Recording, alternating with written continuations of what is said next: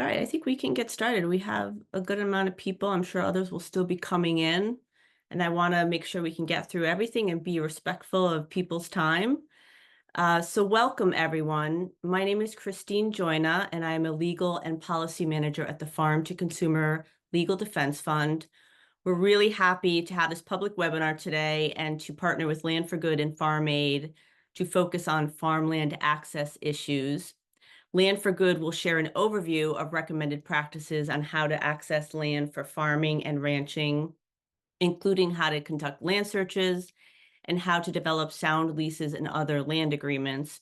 And joining us from Land for Good is Rachel Bryce, who's the Program and Development Manager.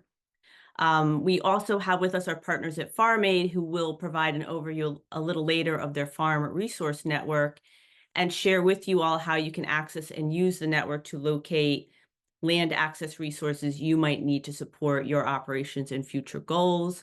And from Farm Aid, we have Caitlin Arnold Stefano, the Hotline Program Manager, and Alex Ward, Farm Services Network Manager. I just wanted to spend a minute and give you a little bit of background about our organization. We are a nonprofit and we represent farmers and food producers across the country. Our goal is to protect the rights of farmers to sell the products they produce and the rights of consumers to access the foods of their choice from the source of their choice. And we do this by analyzing and providing guidance on food regulations that producers are subject to. We draft product agreements like meat shares and raw milk herd shares. We have an 800 hotline for emergency situations, such as when inspectors come calling. And we also do a great deal of policy work in an effort to expand food freedom laws. At some point, I will post in the Q&A or in the chat some information you can access about each of our organizations. So with that, I think I will turn it over to Rachel. And I probably will go off video for now. And Rachel, you can go ahead and share your presentation and we'll get started. Thanks so much, Christine, and thank you all. It's really a privilege to be here, and I'm looking forward to sharing some information with you. I have about 30 minutes, and farmland access, as most of you know, I'm sure, is a fairly complicated and complex topic. So this really is an overview. Throughout the presentation, I'll be sharing various resources with you that you can dig into on your own if you'd like to learn some more. And of course, I'll share my contact information so that you can reach out directly. So I do know that it'll be brief and overview, not a deep dive. So if you want to know more, please do reach out at any time. So I'm really pleased and privileged to be here with the Legal Defense Fund and with Farm Aid. It's a real treat. And I just want to start by acknowledging the place where I am. At Land for Good, we have an awareness of the real lived history of Indigenous peoples and nations on this continent who exist and have continued to exist in a long area of colonialism. So I just want to take a minute to honor and acknowledge those who continue to steward this land as they have done since time immemorial. I just want to point out to you where I'm sitting. I'm in Pennacook, Abenaki, and Wabanaki territory, as what is now known as southwestern New Hampshire. And if you're curious, whoops, sorry about that. If you're curious about this resource, there is a website that I encourage you to check out. It's global. So you can explore your own place. They have the ability to put in your address, and so that you can learn more about the history and the people of the place where you live. So in the next 30 minutes, I'll just give you, if you don't know us, a little bit about who Land for Good is and what we do. And then I'll cover some basics around land tenure, what we mean by that term, some tips for finding a property if you're a farm seeker and you're looking for land right now, or if you know folks who are, if you're a service provider and you're working with farm seekers, some information about leasing and some important things to consider. Of course, throughout resources. And then at the very end, just a briefest mention for folks who might be non-farming landowners or retiring farmers. But again, an overview, so reach out if you want more detail. So, Land for Good, our mission is to expand secure farmland access, tenure, and transfer, and we provide direct support to farmers and landowners in the 6 New England states. We just turned 20 last year. We started in 2004. Um, and we also work nationally with other organizations who are in a farmland access and tenure space. Our main audiences are farm seekers, so people who are looking for land either to start a new operation or to expand an existing operation. We work with non-farming landowners, and that includes individuals as well as municipalities or schools, people who have land and are interested in sharing that in some way with a farmer, whether that be through lease or other agreement, gifting, rematriation, any of those methods. We work with community members, so as I mentioned, towns, municipalities, also other organizations and professionals who are working in a farmland access space. We work with government employees. We work with retiring farmers, so people who are interested in transferring their farm business, whether that's within their family of origin or outside of their family. And we really think about sort of the whole system of farmland access and tenure, not just one piece. So I think that's something that still makes Land for Good unique in this space. In the past 5 years in particular, there have been a lot of really cool and exciting organizations getting started in farmland access, but we really try to take a look at the whole picture. So we provide advising directly to individuals, families, organizations, communities, and we advocate for policy change, things that are really important to support farm viability. We engage in research projects and collaborative approaches. So we're small but mighty, and we're pretty busy, and we've been around for a long time. So that's just a little bit of an overview of who Land for Good is and what we do. And I see that there's some chatter going on in the chat. I can't see it, so if there's something you really want to stop me for, someone just go ahead and verbalize that. One of the other You're panel. okay. It's mostly just technical stuff right now. Great. Um, so specifically how we work with farm seekers is if someone who is looking to farm in New England, so that's where the 6 New England states where we provide our direct TA, they reach out to us and say, either they're looking for a farm or they're on land and looking to expand, we'll work with that person one-on-one to help review the different land access and tenure strategies they might consider. We'll help them craft a plan, assess potential properties when they get to that point.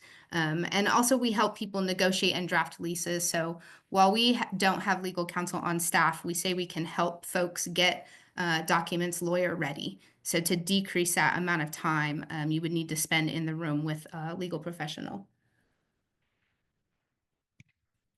And so if you're not familiar with the term, tenure is a really old word. It just means to hold. So if you say you have tenure on land, you hold it in some way. And for farm success and farm viability, if you're a farmer in the room, you know this, you need secure land tenure. And that means not only do you need to have physical and legal access to land, you need to have that security to know that you can hold it for more than a growing season because farmers need to plan and they need to know that they can invest in soil and infrastructure improvements. And you need to be real clear about the division of rights and responsibilities. So if you're not the legal owner of that property, if ownership isn't your tenure model, then you need to know or to understand what those division of rights and responsibilities are between you and the person who owns that property. If you're a farm seeker in the room, a lot of times people think they want to farm, so the first thing they ought to do is go out looking for land. There's some other stuff you need to consider first if you want to make sure you have the most successful chance possible. So be prepared as you can be. Make sure you know exactly what you're looking for and why, and that you can articulate that. Because if you're considering, for example, a lease arrangement, you need to be able to have a direct and upfront and useful conversation with the landholder. We really strongly recommend that folks have some farming experience under their belt, as well as a business plan, or at least a plan to make a plan. Because you need to know what you and your business and your family, if you're considering living on your farm, what you can afford. Are you expecting your farm business to pay for the whole venture? We have off-farm income, most farmers do. But these are things you should know. What are you intending to grow or produce?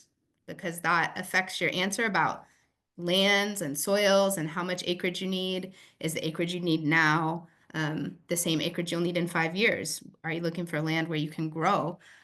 So there's lots of things that you need to think about actually before you go out looking for land. And I'll give you some tools that can help you sort of organize your thoughts in that way if you haven't started doing so yet. So I mentioned a couple times if leasing is your method for owning land, for accessing land, or if owning is your method for accessing land. There are lots of different ways to have tenure on land. We have a decision tool that is available on our website. I'll share the link for that resource with you. There are a few different ways to think about farmland tenure. In the United States, we have a private property model, and so that means people can legally own land. Not all farmers own the land they farm on, even if they've been farming there for 20 years. In fact, a lot of farms don't. Some farmers own some of the land they farm on, but not all of it. And so when you're thinking about these things, what works for you, what works for your business, you can start by asking yourself, well, do I want to own it now? And if so, am I in a position financially to make that happen? Do I want to own it in the future? And if so, how am I going to get there? What are the different ways I might think about and approach that? Or am I really not interested in owning my farmland, the land on which I farm? So, for example, one of my colleagues who provides direct support to farmers in Massachusetts, he has a haying business. And the thing that works best for him and for his business model is he leases all the land that he hays. So he is a hay farmer. He's been doing it for a long time. He's really successful, but he doesn't own any of his land. So these are just some things to think about. And then in addition to thinking about it for yourself, especially farm seekers and especially folks in the younger generations, there's rising interest in group farmland access. So not trying to do it all on your own. I'll just briefly go over what I mean by that. So this could be known, you might hear this in conversation, as collaborative farming, cooperative farming, collective farming. Cooperative, if you hear that term, you might want to ask a few more questions because that could imply a very specific legal structure. Not all group farmland access implies a cooperative. Farmers can and do share equipment and inputs and marketing. They could share land. This is not a new concept. People have been sharing land for a long time. A lot of the first farm cooperatives in the United States were run by Black folks in the South. So this isn't our idea. We just have some tools to share about ways you might think about how to approach it. There are some what we've identified as defining features of group farmland access. So this is more than one farmer or more than one farm family or farm group who are accessing a piece of land together. It doesn't have to necessarily even be one parcel. There's some level of a spirit of cooperation and a purposeful interaction of some kind. And we strongly recommend that there's some kind of legal arrangement. This is because, as I mentioned earlier, secure tenure is important for farm business success, and having a legal framework that's written down on paper can be really helpful to support that in the United States. A few different kinds of group types. If you're thinking about group farmland access, you could be a one farm group that has one farm business, like an LLC maybe, but multiple farmers who are doing it together. You could have a mixed group. So some farmers and some people who aren't farming, who are all using the same piece of property together. Maybe there's two houses there, and one family farms and the other family just lives there. So there's more than one way to think about group farmland access. And we have another decision tool for thinking about that. So if this is something you're interested in, again, I'll share this guide as a link in the chat later. But this is a page in the guide that kind of walks you through, are you interested in this kind of group? And then do you want to own or rent? And then it takes you through the different implications of each of the answers to those questions. And then the guide itself would then give you more detailed information about each of these specific methods. So that's a brief overview of land tenure, land access, accessing it together as a group. I mentioned that we have some tools to help organize your thoughts. One is called the Necessary, Desirable, Optional worksheet, so named because of the columns. And it's a thinking aid. It can help you get down your thoughts about what you really do absolutely need for tenure, or what would be desirable. So this is like the difference between a wish and a dream, and a business requirement. So if you're growing blueberries, you need flat, fairly acidic soil with a lot of sun. That might not be the same thing you need if you're more interested in like pastured poultry. And I did put that link that should take you directly to that worksheet in the chat. When you think you have those questions answered and your business plan, and you've reached out to some farmland access professional in the place where you live, and you think you're ready to start actually looking for the piece of property for your business, it can take a long time. And I'm saying that because we at Land for Good, we try to be both helpful and realistic. I think people can get discouraged if they think it's just going to be quick and easy. For some people it is. For most people, it takes a long time to find a place that works for them. But when you get to that place, the New England Farmland Finder, that is a farm linking website. And that New England Farmland Finder.org, which I just put in the chat.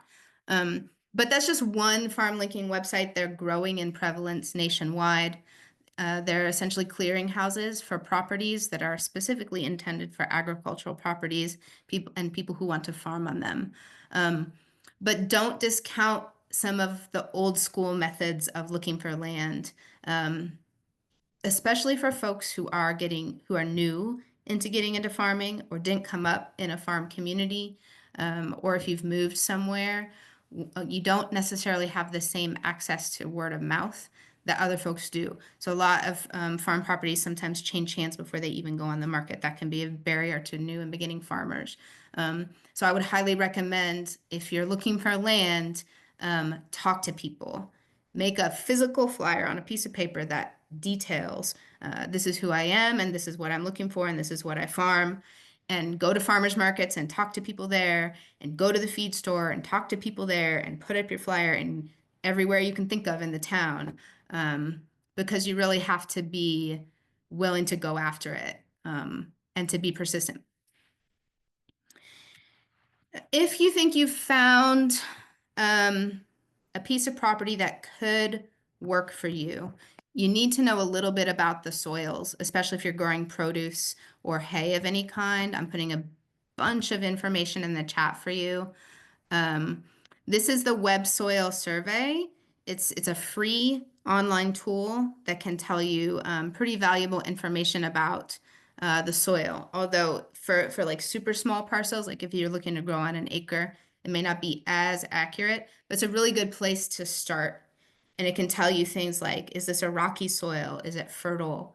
Is it a soil of statewide importance? Is it a steep slope?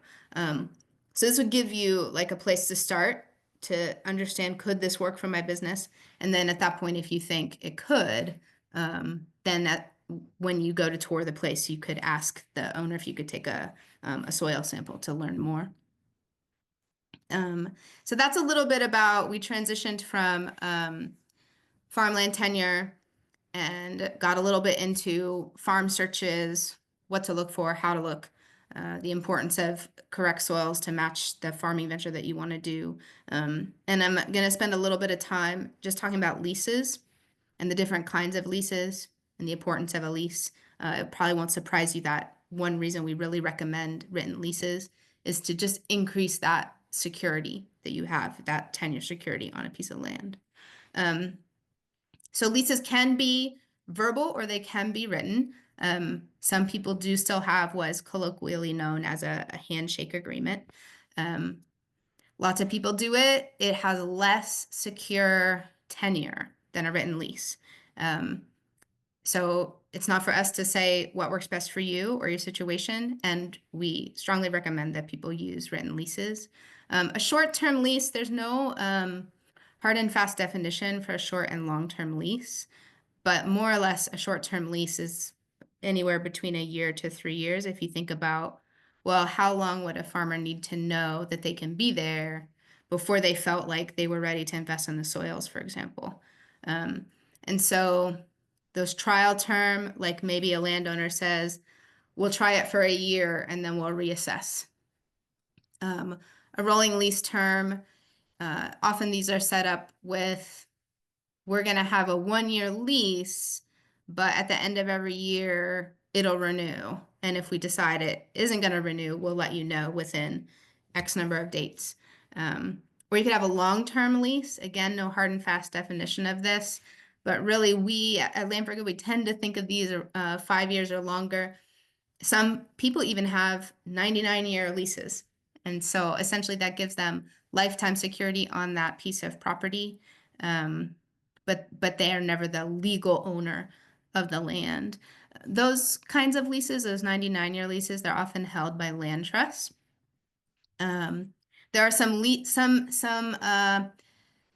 various kinds of lease agreements that are sometimes known as lease to own, and I'll go over those with you briefly. You could have a residential lease, so that could just be a place for you to live. If you're going to live on your farm property, and if there's a house on the farm property, we recommend that you have a separate lease for the farm business to the lease for the residence. And that's because there are different laws that oversee your security as a lessee, whether it's a residence or farm. You could also lease, Rachel, yeah, you can take another sip of water. I'm going to pause okay, for one sure. second. I'm making you a co-host, and I just want to make sure that didn't disrupt your people are having trouble seeing some of the stuff in the chat. So now that I've made you Ah, a co-host, it should open all those links up to people. And if not, I great. will certainly fix it later. Go ahead. Okay, yeah, thanks. Um, and then people do lease equipment and building and livestock. Um, So there's all kinds of leases, and I'll just repeat it again. We strongly recommend a written lease because that gives you a more secure tenure position. People talk about lease to own. That phrase in and of itself, it doesn't mean a discrete thing. There are different ways that people use leases as sort of a ramping up mechanism to ownership. I think when people often say lease to own, what they really mean is a direct lease from a landowner or direct sale from a landowner, where there's some arrangement that, the landowner says, "Oh, yeah, it's a $300,000 piece of property, but you just pay me X amount of money every month, and we'll put that towards the cost." So if that's something you're talking with one-on-one with a landlord, that's awesome. It's super cool and lucky opportunity. And make sure you're working with a lawyer so that the agreement is crystal clear. Um, there's a right of first refusal. So, like, let's say you're leasing a land from somebody, and if they decide to sell, that means if Farmer John down the road makes an offer, then the landowner legally would have to come to you and say, "Hey, Farmer John offered me this much. Can you match it?" And if you can match it, then that person is legally required to sell to you. Um, right of first offer is similar but a little different. So that's if the landowner decides to sell, then they legally have to make sure that you get to make the first offer. And then a purchase option, that's like, say it's a piece of property, it costs $300,000. You agree to a 10-year lease, and at the end of the 10 years, then you have the option to purchase it for some pre-agreed upon amount. And then they would have to sell it to you at that time if you're ready to buy.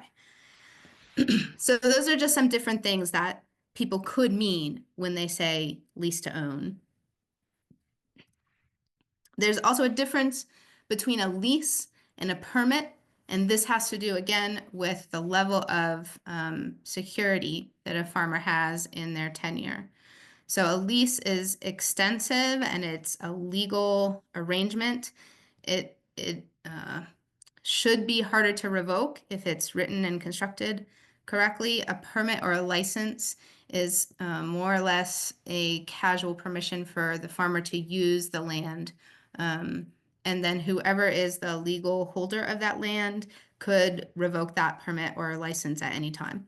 So just be clear about what you're going into when you do. This is a visual that comes up in some of our documents.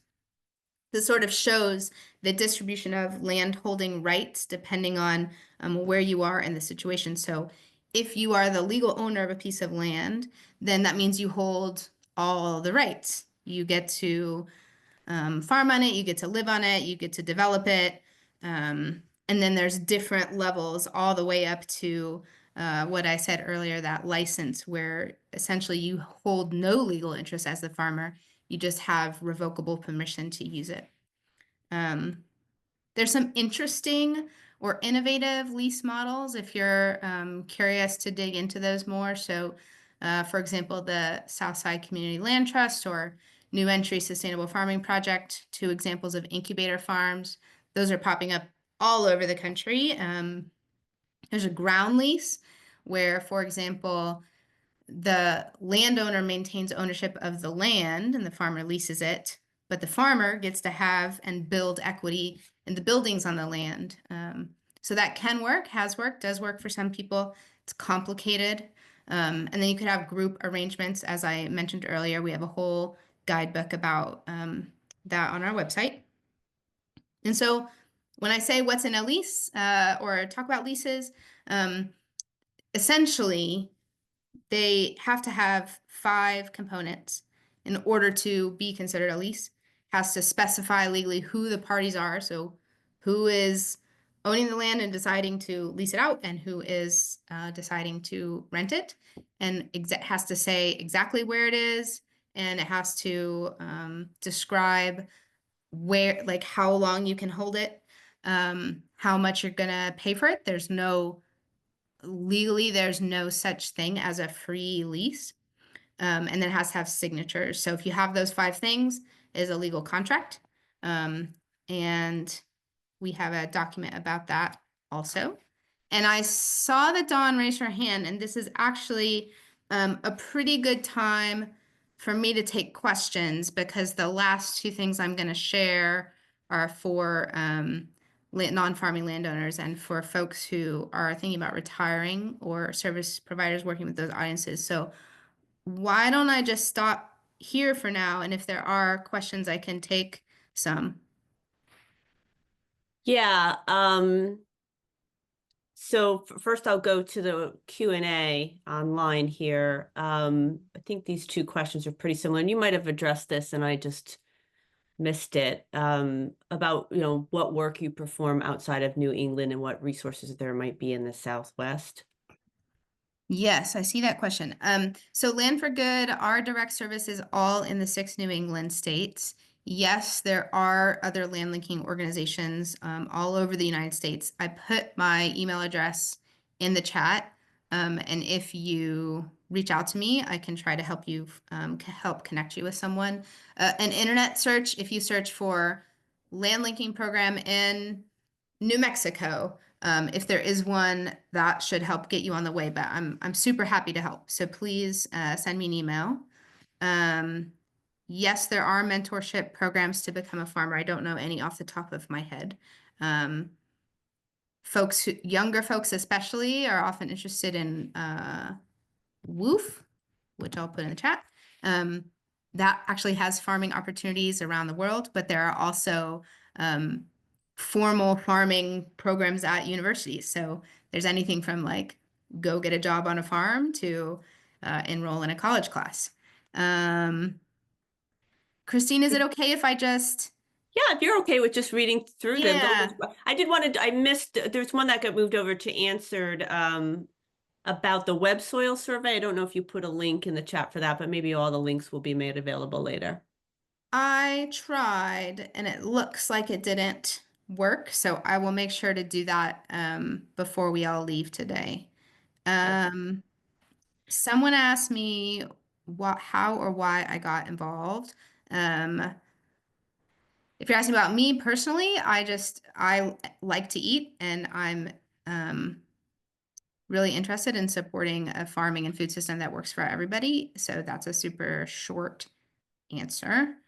think you Some answered okay. Someone was looking for your email in the chat, but I think maybe you've already I put it, but I'm happy to put it again. done that. I think some of these were answered. Maybe Sarah was the next one. About approaching a neighbor. That is a great question. We have a resource on our website about this, and I can go digging and send it to you if you email me. A lot of it kind of depends on like, do you have a relationship with this person already? And if not, um, I suggest starting there. Get to know them, talk to them about the weather, ask them how they got there. Um, but folks have written up a letter saying, I'm interested in this and I'd love to talk to you more. And would you be interested?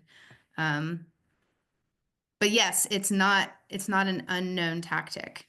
So you're not weird for asking about that. Um, I- Nicole made a comment about the dairy grazing apprenticeship is a good saw program. Is that. that something you know about? I have heard about it and do recommend it, especially if you're interested in dairy grazing. Um, I think you answered the Southwest States question. yeah, just reach out and I'll try to help. Um, Collective new entry farmer contracts and leases. Land is held in common with staff support. Uh, Thanks, Tony. I'm not fully sure I understand your question, but I think you're asking for examples of group farmland access. Um, and if I'm right, and that is what you're asking me about, I will direct you to our group farmland access guide on our website, which I will link in the chat. I'm wondering if questions keep, I mean, we can teach taking questions now, or I'm wondering if we should turn over to Farm Aid for a bit and Sure. then take another set of questions before we wrap up. Does that I'm make sense? happy with that. Yeah. And Caitlin, you feel yeah, good with that? Candace, I can send the slides too. So So keep your questions coming, but we're gonna just pause for a minute and have Farm Aid go through some of their resources. Sounds good. I'll kick us off. Hi, everyone. I'm Caitlin Arnold Stefano. I use she, her pronouns. I'm the Farmer Hotline Program Manager at Farm Aid. And for those of you that might not be familiar with Farm Aid, we started out of the 1980s farm crisis in response to what was happening for farmers at that time. We also started our National Farmer Hotline at that same time in 1985. We are the only national farmer hotline in the country. And this is our 40th anniversary year. So we've been at this for a long time. I'm going to talk a little bit about our hotline, and then I'm going to hand it over to Alex to talk about our farmer resource network.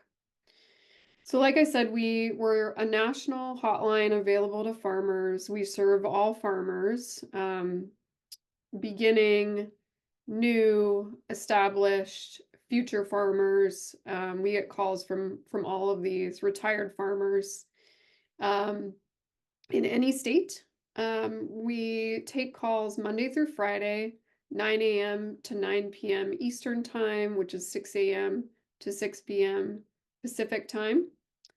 And we also run a Spanish hotline, which we started in 2022. And that's in a partnership with the Migrant Clinicians Network, which is another national organization that work with migrant workers, including migrant farm workers. So they answer our Spanish hotline Monday through Friday, 9 a.m. to 5 p.m. Eastern. You really can call with anything. We don't do technical assistance, so we don't do, hey, what kind of crops can I grow in the soil that I have on my land? Because there's a lot of other great organizations that do technical assistance. But we take a lot of calls from beginning farmers or future farmers about land access. So if you call us about land access, we can point you to the best resources for you. which might include Land for Good if you are calling from the states that they serve, but might include some other different organizations if you're outside of Land for Good's area of work. And I wanted to highlight two other things, but I wanted to show you on my screen. So if you go to farmaid.org/resources, this is what you're going to be able to see. These are all of our resources for farmers on one page. You can change this page to English or Spanish. So first you'll see the hotline information right here. It's 1-800-FARM-AID is the number. If you don't want to call us on the phone, you can fill out an online request for assistance right here. And that will create a case for you in our system. And we respond to requests within 24 to 48 hours. Here's our link to our Farmer Resource Network, which Alex is going to talk to you about in a minute. And then I did want to point out our new farmer resource guides. We just published all of these at the end of last year or the beginning of this year. So if you click on that link, you'll be able to see our brand new resource guides. You can view this page in Spanish, and all of these are available in Spanish as well. And I wanted to point out specifically our farm financing guide. And when you're thinking about starting to look for land, you really want to make sure your financiers are getting into order. So this could be a really useful resource for you. Also, legal assistance. As Rachel's been talking about, you know, a lot of this stuff involves legal contracts, even leases, which a lot of farmers, when they're starting out, don't realize they do need to have a legal contract for a lease. You always want to have something signed. We have a beginning farmer's guide, advocacy and organizing, a veteran farmer's guide, disaster assistance, farm stress, how to contact your elected officials, sustainable farming, guide for women farmers, and for drought. So if you click on each of these, you'll get to a downloadable PDF. You can download it for free, Spanish or English. So feel free to take a look at these, share them with your networks. We want to spread the word that we just published these. So I will stop there and I'll take any questions quickly, and then I'll hand it over to Alex. I don't see any. I know Rich and Marilyn have their hand up. I don't know if you can put your question in the Q&A section. If not, we can come back around to you and we'll try to get you on audio. So if you want to continue, Alex, that's fine. Okay, sure. Hi. My name's Alexandria, or Alex. I use she, her pronouns, and I'm the Farmer Services Network Manager at FarmAid. As Caitlin mentioned, I do a variety of things at FarmAid, one of which is work really closely with our hotline team, some of whom are here today, on our Farmer Resource Network. And I'm going to just talk to y'all about how to use the Farmer Resource Network and how to find farmland access resources on there. So the Farmer Resource Network or the FRN, is the sort of sister companion or to the hotline. As we're a referral service, a lot of the resources that we'll talk to people about on the phone, you can find on the FRN, which is a searchable database or library of resources. So the FRN has about almost 2,000 resources right now, and we're going through currently and auditing them and updating everything right now. And we're always adding, updating, removing, if necessary, resources in the FRN. And we're not just trying to have every single resource out there, because that would make it impossible to find the resource you're looking for.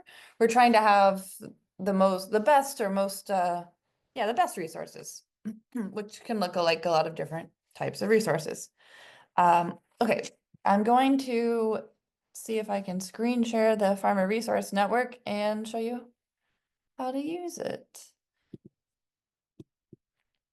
you have any trouble, I can bring it up. I think I got it. Thank you. All right, can y'all see Yep. the Farmer Resource Network? Um, oh, shortcut, if you ever want to find it, is just farmaid.org/FRN. It's a shortcut to URL to this page. At the top, you can see some quick just PDF resources on a variety of topics from our partners in the Northeast. And you can also see this page in Spanish. So I was looking up specifically, I did a quick search for Connecticut and farmland access and research and technical assistance. Can I pause you 1 second? Joseph asked if you can make it larger, but I think, Joseph, it could also be a function of your screen. Like if you hover over the screen, you may be able to expand. That helps too. You expand the screen to make that part of it larger. I also move it to full screen as well, so I hope that helps. So this is a search. Here you can see organizations and programs on the left and media resources on the right. Media resources refers to like PDFs or webinars like this, for example, whereas organizations and programs are things like Land for Good is an organization, of course, and they have programs and maybe they also have some media resources. Oh, here's Land for Good right here. So you can see their website, which you can click on, their phone number, their email. And Rachel, if you see anything that needs to be updated, feel free to send me an email and I'll fix it up. Here's just a short description of what Land for Good does.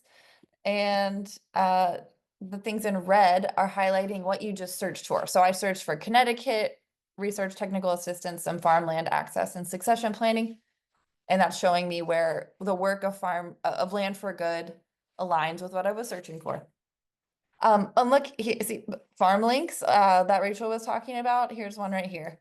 I'll do a different search right now to see just a general farmland access with no other search inputs, and it's going to return a lot of results, of course, but I think we'll see a lot of land links, which y'all were talking about. Or I guess I could try to find one in the Southwest, was it, that people were asking about? Oh, I forgot, we don't have that on here yet, but was it the Southwest? Because I could look for one in New Mexico and see what's up. I heard Southwest, yeah. Okay, let's see. I don't know actually if they have a land link or not. American Farmland Trust and FLAG are both national. Someone's asking about Mid-East Coast too, Virginia area. There's definitely some in the mid-Atlantic for sure. So none of these are land leases in New Mexico, but there's still some good resources here. I will say also, if you're using this resource, the more specific your search, the more specific your search results. It does remove. So when I search for New Mexico, it's only returning results for resources that are relevant to New Mexico or the whole country. So just to give you a concept on that. And I can look for something in Virginia, since I believe that was mentioned, and we can see what is this. There's other areas coming in on the chat. And then I can, I'll let y'all do the rest of your searches. Right. Yeah, so go to this resource, guys, and I think you can find those areas. Yeah, there's Agrarian Trust, they're cool. AFT again, of course, because they're national. I don't see, I'm sure I feel like there is a land link in Virginia, but I don't see one. I know some of my coworkers here, there's Land for Good again, who also is national, I believe. Yeah. Yeah, you should check that out. And if you have any questions, you can also call our hotline, which Caitlin just talked about, and we would love to get into those resources with you. Excellent. Thank you. All right, so we'll go back to questions. Rachel, I think there's a couple for you. Looks like Tony has one at the top. I don't know if you saw that.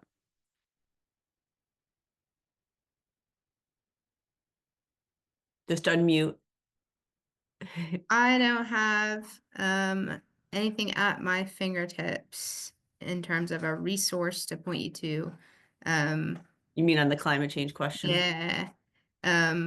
But for sure, climate change is made and continues to make farming much more challenging because it makes things so much more unpredictable and changes weather patterns and insects and disease patterns. So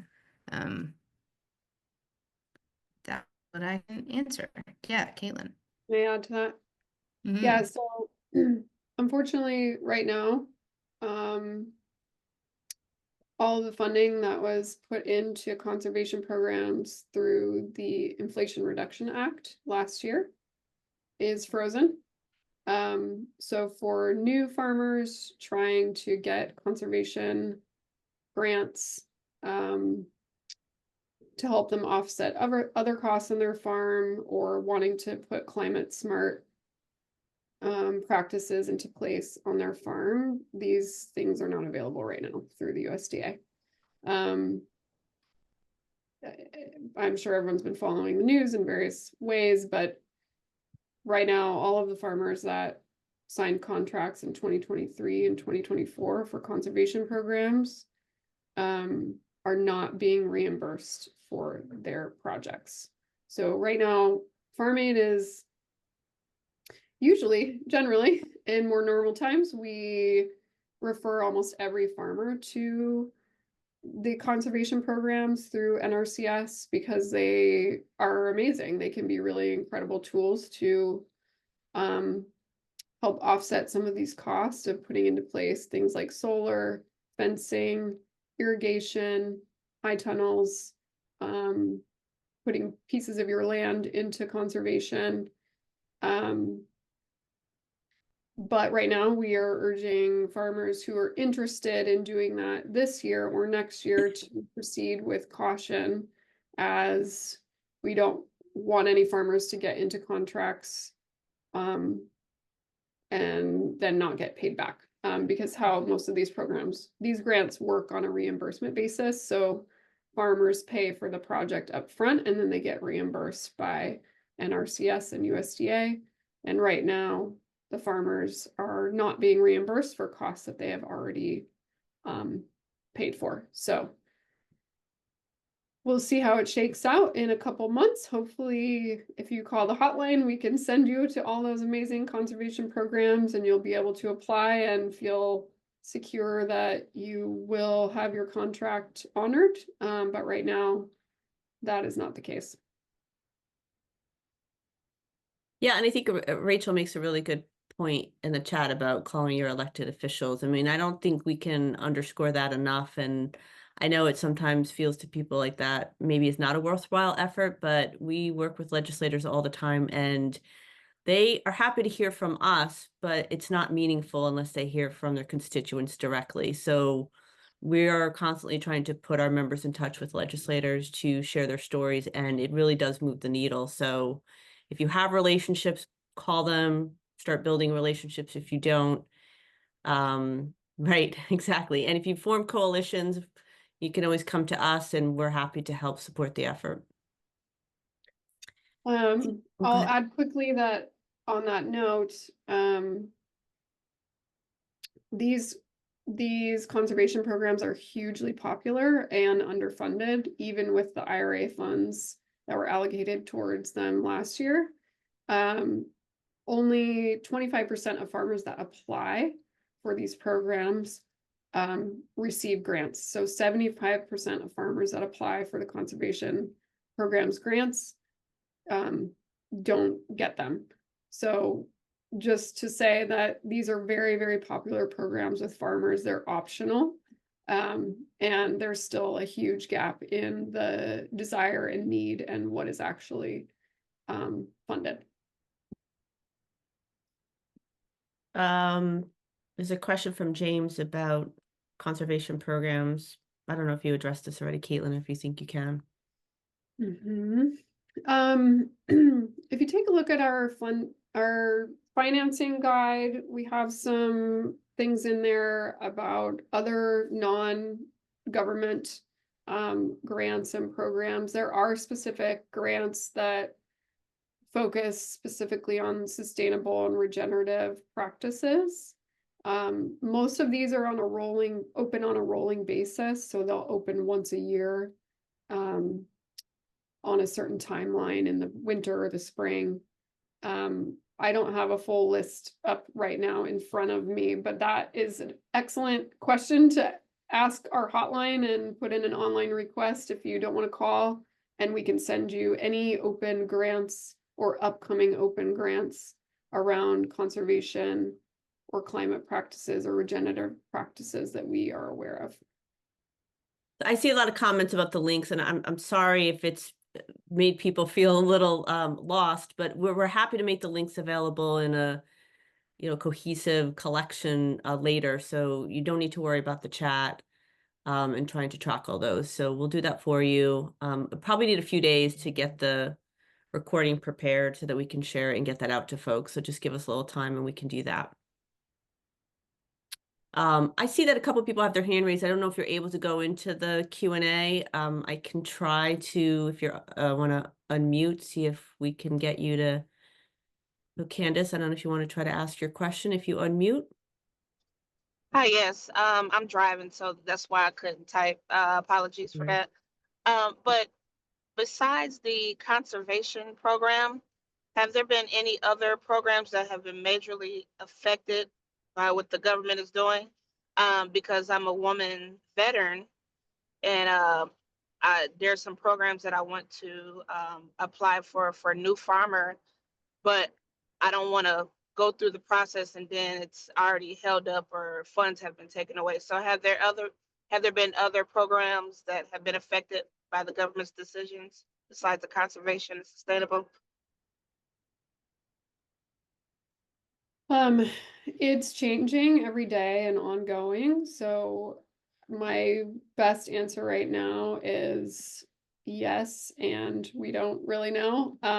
We know that SARE has been affected, which is the research program. All of the conservation programs under NRCS. Specific grants like beginning farmer grants or socially disadvantaged farmer grants, which would include veterans and women. I don't have an answer on that right now, but I am not very optimistic about these funds at the moment. The Farmer Veterans Coalition, if you haven't already connected with them, is a great resource for veteran farmers.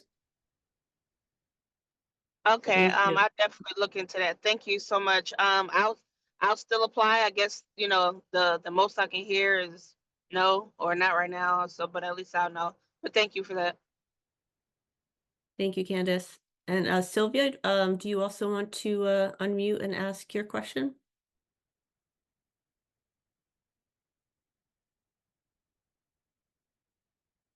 Sylvia, I don't know if you're still there and if you want to. All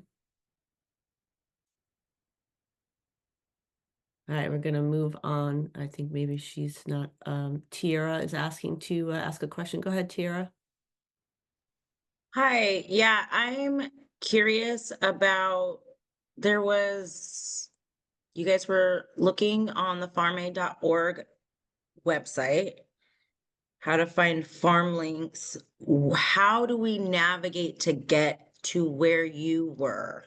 The link, I have it open. But in the midst of me trying to copy it over, I missed all of the navigation.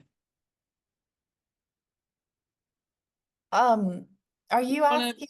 Oh, go ahead, Caitlin. That's you. Do you want to, she's asking like, how did you get to the specific land access? Yes. So I don't know if we have time to do a screen share again or what would be the best way. I think we do. Our questions seem to be winding down, so if that helps I just want to everyone. be able to access the information you shared. Yeah. Oops. Just to make sure you're asking how to, well, I'm happy to screen share right now. Are you asking how to find the resources on the FRN or how to get to the FRN from FarmAid's landing page? Maybe both. It's funny, I actually Because never, I'm like, what? How did I've clicked on all of these things. I'm like, how did she get there? I What's going always on? access that page with farmaid.org/FRN, so I would be publicly humiliating myself to try think- to find it That's from where I'm Farmaid. at. That's where I I'm think at. the best So way is actually farmaid.org/resources, because that's gonna bring you to that Mhm. full resource page that I showed. Mhm. okay. And from there, we're gonna scroll down to connect with an organization, search the Farmer Resource Network button. Okay. Thank you. I'm gonna click that. So that brings you to where Alex was. And you You don't can, have to sign in, right? Or do you? no, No. no Okay, 'cause- login, no sign in, no registration. And Okay, all 'cause- of the resource, that's a good, I think Alex might have mentioned this, but we highly vet all of the resources that are listed in this resource network. And we don't include anything that requires a registration, membership, login, or costs money. We only include free resources. There are very few exceptions, but we will list it out in the description. It's usually an organization that offers some free resources and also offers some services at cost. Okay, so this is where Alex was, and then she clicked Farmland Access Succession Planning. And then you can choose your state or national. And if I just hit search with no state in there, it's going to bring everything that's national up. And then they'll show up underneath. Does that help, Tira?